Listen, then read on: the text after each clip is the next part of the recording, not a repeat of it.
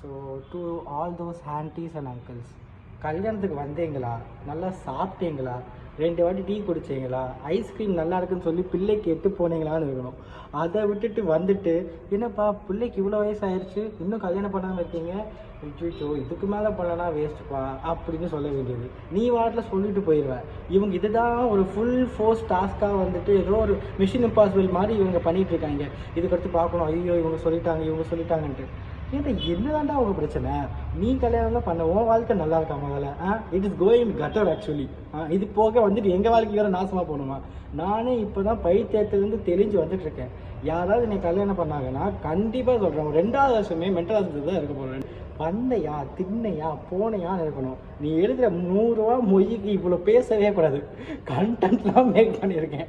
இதுக்கு அடுத்த வாட்டி யாருக்காவது கல்யாணம் பண்ணுற அட்வைஸ் வச்சுருந்த சம்பேஸ் தான்.